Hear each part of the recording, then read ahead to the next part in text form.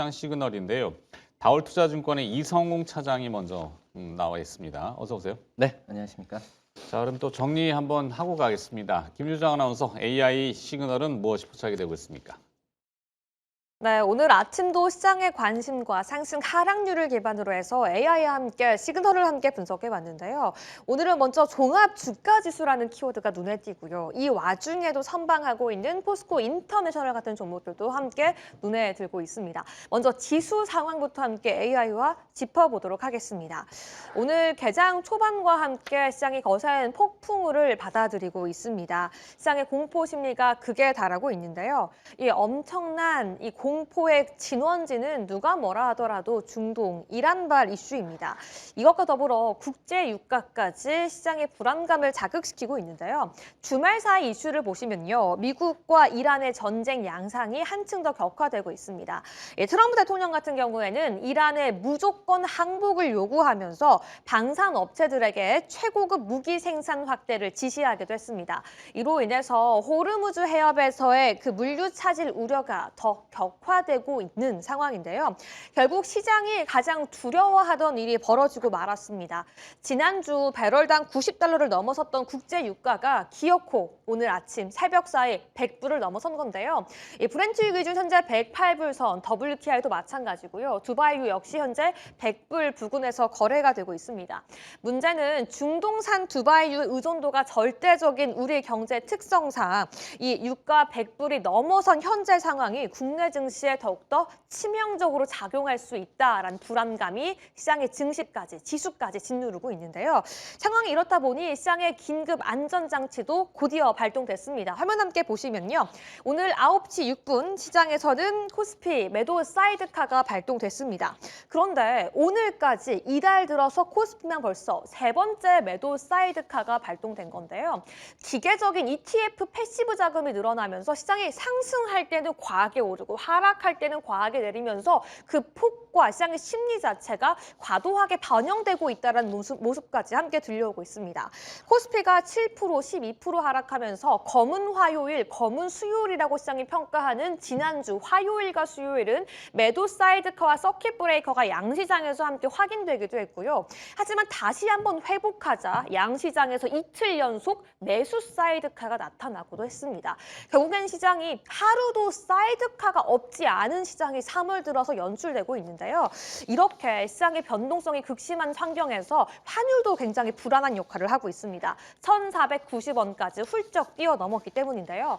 전쟁이라는 통제 불가능한 지정학적 리스크 속에서 한 발 뒤로 물러서서 냉정하게 이성을 찾고 오늘 시장 어떻게 대응해 볼지 긴급 점검 지금 바로 함께 알아보시죠. 자, 첫 번째는 종합주가지 수인데 어떤 평가를 이게 뭐 재료는 이미 다 알아요, 그죠? 네. 뭐 사이드카가 빈번하게 나타나고 있는 변동성이죠. 오늘은 또 매도 사이드카, 서킷 브레이크 걸리면 이제 거래 정지. 지난주에도 한번 경험을 했었는데, 근데 이제 학습 효과가 있어요. 급락했다가 급반등을 하니까 급락은 또 기회다라고 생각하시는 분들도 분명히 계실 겁니다. 실제 그렇게 되면은 제일 그러니까 다행이죠. 근데 과연 그럴까? 이거에 대한 근본 의문이 자꾸 또 드는 거죠. 어떻게 이게 공포라고 하는 것을 계량화할 수는 없지만 굳이 과도한 공포는 필요 이상 확대하지 말아라고 우리는 원론적으로 얘기를 합니다. 네. 그게 맞기도 하고 장기적으로 지나놓고 보면은 또 이것도 하나의 과정이니까. 그러나 그래도 당분간에 대한 것은 조금 피하기는 어려울 것 같은데 어떻게 지금 상황을 파악하고 계시는지.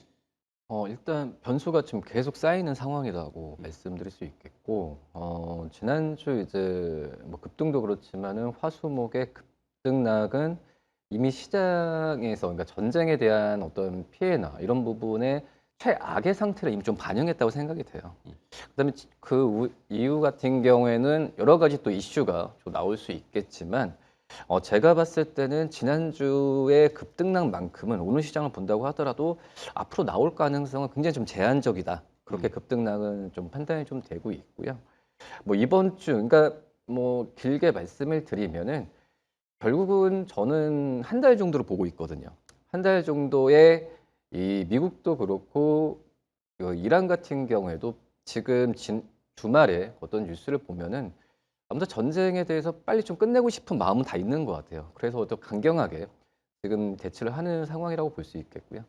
그렇기 때문에 한 달 정도 지나면은 윤곽은 나올 거라 판단되고 있고 그 이후에 그런 방향성이나 이런 부분을 주목을 해야 되는데 지금 당장 어떤 변동성이 크다 보니까 그 부분을 생각할 여력은 많이 없다라고 좀 생각이 되고 있고 이란 같은 경우에도 지금 현재 뭐 미국뿐만 아니라 중동 국가들과의 전쟁에 대한 부분에 있어서 지금 가지고 있는 이 군사력의 과반수 이상을 좀 많이 쓴 것 같거든요.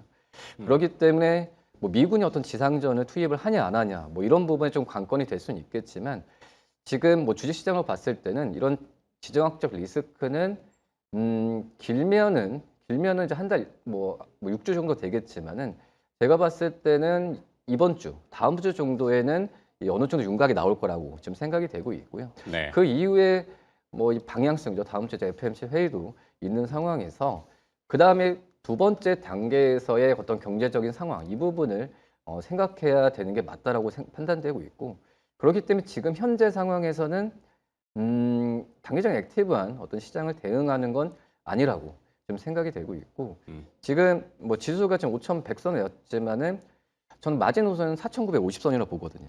4,950이요. 네. 5천을 이탈하게 되면은 물론 이제 뭐 적극적인 대응책도 사실 지난주에 일부 있었어요. 네네. 당국의 이제 변동성을 줄이기 위한 저희가 이제 전문 용어로 백스탑이라고 하는 뒷그물망을 치고 증시 안정 펀드, 증안 펀드라고 하는 100조 원. 또 이번 주에 이제 코스닥 액티브 펀드 ETF죠. 네. 뭐 이런 수급들로 막을 수 있다? 다 막진 못하겠죠. 근데 이제 보통 이제 안전판은 어느 정도 있기 때문에 5천 이하에서는 작동을 할 것이다 이렇게 보시는 건가요? 일단은 이제 4,950선이 지금 펀더멘탈 12월 보면은 뭐 PER이 전부는 아니지만 9배거든요. 9배 선이기 때문에 그 이하에서의 말씀하셨듯이 뭐 정부 정책에 대한 자금도 있겠지만 어떤 외국인들의 눈에서는 그래도 뭐 글로벌 자산 배분으로 하면은 그 전에 한국이 많이 올랐으니까 많이 또 오히려 관심을 받고 떨어지니까 더 관심을 받는 거잖아요. 그렇기 때문에 4,950선에는 이런 그 뭐 지지라인이라기보다는 심리적인 이 역사적으로 봤을 때도 900 이하에서의 저평가에 대한 매력 부분은 이제 외국인들 눈에는 보일 거라고 좀 생각이 돼요. 그전처럼 많이 오르거나 오르지 않았으면은 그냥 우리나라 전체 지수에 대한 어떤 그 신뢰적인 부분이 낮은 상태에서는 더 떨어질 가능성이 있겠지만 그 전에 글로벌적으로도 많이 그 우리나라 증시가 글로벌 대비해서 많이 올랐던 부분에서 관심이 높았었고 그렇기 때문에 지난주에도 급락했을 때 정말 전 세계가 정말 집중했었거든요. 우리나라 네네네. 시장을. 뭐 급등했었죠. 월가에서도 우리 코스피 평가들을 했었죠. 근데 이제 좋은 평가는 아니었어요. 강한 심장을 가진 사람만이 대한민국 코스피를 볼 수 있다라고도 월가에 막 그런 얘기들을 저희가 이제 평가를 해드렸는데 문제는 계속 보도는 나오고 있습니다만 B2라는 거죠. 네네. 빚을 내 가지고 투자한 이 신용융자 잔고라든지 B2 여기가 얼마나 견딜 수 있느냐. 그걸 못 견디면은 결국에는 그러니까 마음적으로는 견디고 싶죠. 근데 뭐 이것도 언제 하나의 과정이고 말씀하신 대로 전쟁이라는 게 역사적으로 전쟁의 길이는 뭐 우크라이나 전쟁도 지금 4년째 이어지고 있지만 그것이 자본시장의 재료로서 작용하는 것은 4년 동안 계속이 되는 건 아니잖아요. 단기간에 영향을 주고 뭔가 거기에 따른 이제 합의점을 자본시장은 찾는다 이 얘기를 이제 하시는 네네. 거니까. 네.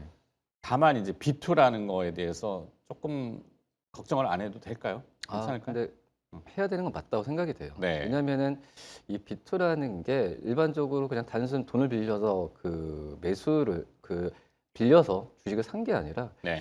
우리나라 시장이 좋았을 때 포물선 효과를 하고 있어요. 그러니까 처음에 이제 빚을 내서 투자를 했는데 그게 또 오히려 자산이 증식되니까 한 번 더 하는 거죠. 네네. 그러니까 자산에 대해서 이 자산이 올라가는 게 아니라 자산이 올라가면서 이 자산에 대한 담보가 점점 커지기 때문에 이런 급락이 나왔을 때에 오히려 지금 다른 시장 대비해서 크게 더 빠지고 그래서 이제 이 글로벌적인 어떤 금융 매체나 이 우리나라 시장에 대해서 이 부분을 많이 지적을 하는 상황인데 그래서 이제 제가 봤을 때도 지난주 목요일날 주가가 크게 올랐을 때 또 다시 한번 신용융자에 대한 금액이 좀 높아졌거든요. 그러니까 지난주 후반에 또 올라왔죠. 네, 그래서 약간 좀 포모 효과라기보다도 그거에 대한 우리나라 시장에 대해서 믿는 그런 투자자분들도 많기 때문에 이런 좀 신용에 대한 좀 물량이 좀 많다라고 좀 판단되고 있는데 뭐 그 부분은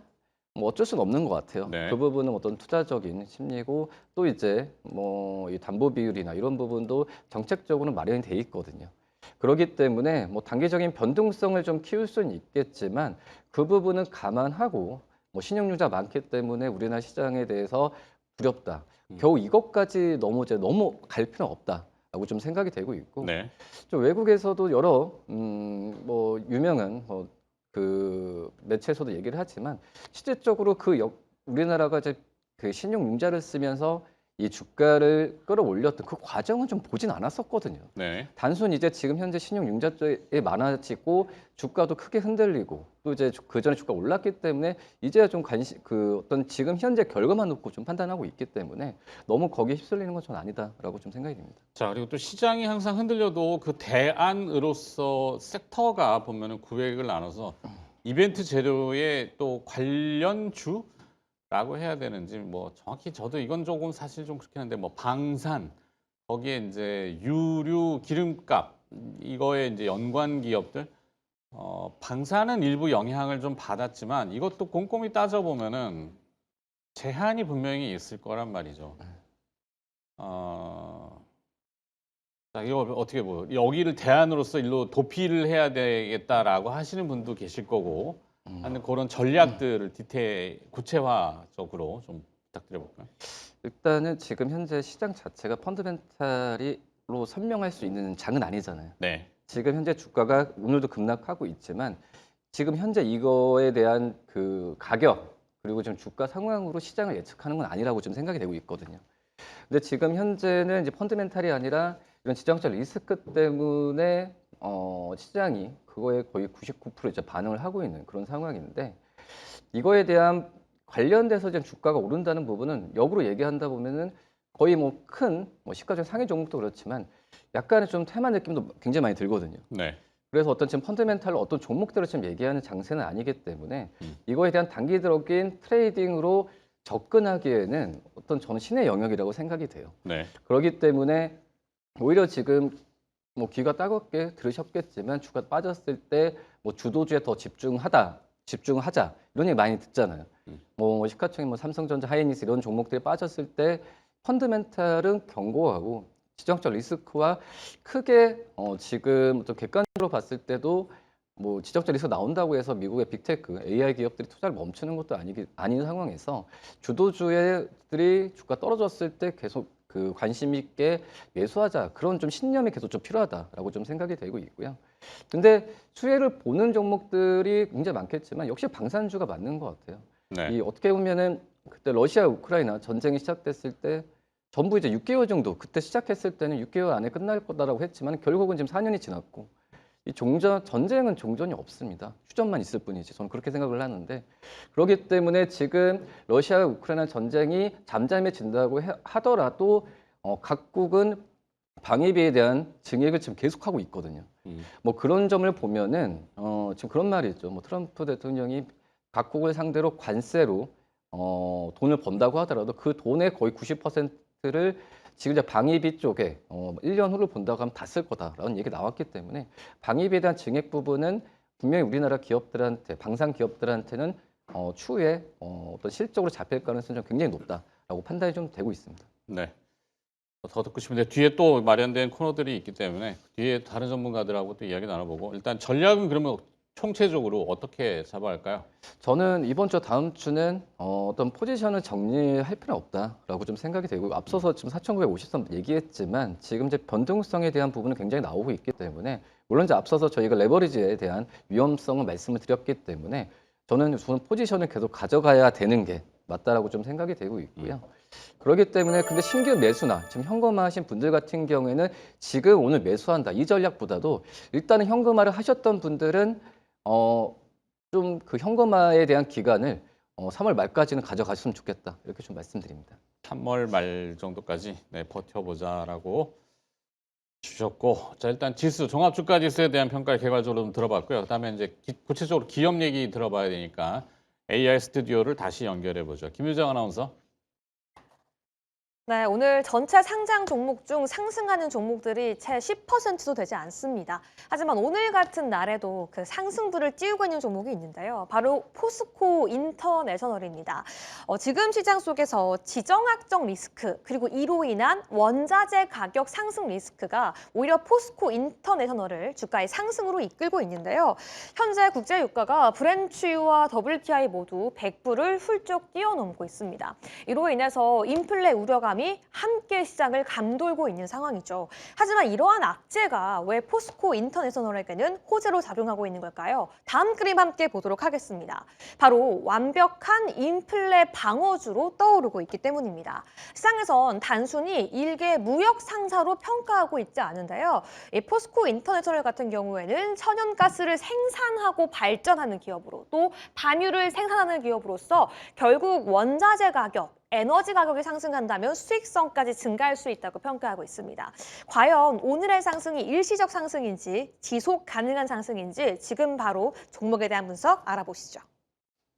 자, 자원 조달 그중에 이제 에너지원이 되는 이 화석 연료 아직까지는 뭐 절대적인 비중을 차지하고 있기 때문에 대외적으로 에너지 수입 의존도가 OECD 국가 중에서는 우리나라가 1등입니다. 뭐 뭐든지 우리는 1등을 해야 되니까.